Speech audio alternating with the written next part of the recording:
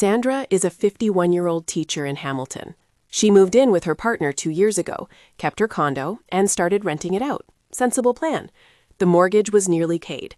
The rental income covered her costs. What Sandra did not know was that the Canada Revenue Agency considered her to have sold that condo the day she stopped living in it, at full fair market value, even though she still owned every brick of it. Here is the rule that catches most Canadians off guard. The moment you stop using your home as your principal residence and start earning rental income from it, CRA treats that change as a deemed disposition, a notional sale at fair market value on the day you moved out. No listing, no buyer, no check, just a tax event that most people never realize happened. Sandra bought her condo in 2010 for $320,000. When she moved out in 2022, it was worth $620,000. That is a $300,000 accrued gain that CRA could tax right then, in 2022, the year she thought nothing had changed except her mailing address. But here is what changes everything.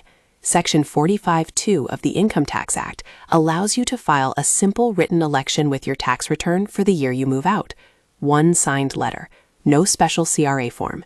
You tell CRA you want the property treated as though the change of use never happened. The deemed disposition is deferred. Your principal residence exemption keeps running. The tax clock freezes. The election can extend your principal residence designation for up to 4 additional years while the property is rented out.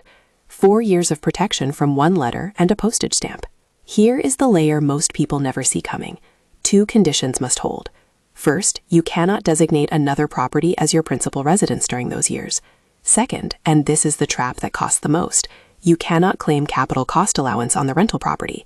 CCA looks smart on paper. It reduces your rental income each year. But the moment you claim it on a property with a Section 45(2) election in place, CRA voids the election retroactively. The deemed disposition fires from the original change of use date. You could save $400 in 1 year and trigger $40,000 in capital gains tax down the road. It is one of the most expensive small optimizations in Canadian real estate tax. Here is what to do right now. Step 1. Identify the year you moved out and started renting. That is the year the election must be filed for. Step 2. If that year was 2024, your election must go with your 2024 tax return, due April 30. That is 16 days away. The election is a signed letter stating you are making the subsection 45(2) designation. Your accountant can draft it in minutes. Step 3. Do not claim capital cost allowance on the building structure of the rental property, ever, if this election is in place. Step 4. If you moved out in a prior year and never filed the election, contact a tax professional about a T1 adjustment request for that year. CRA allows amendments going back 10 calendar years, but acceptance of a late election is discretionary. Sandra's accountant caught the issue in time. The election was filed. When she eventually sells that condo, the entire gain will be sheltered. 1 letter, 10 minutes with an accountant, $9,500 saved.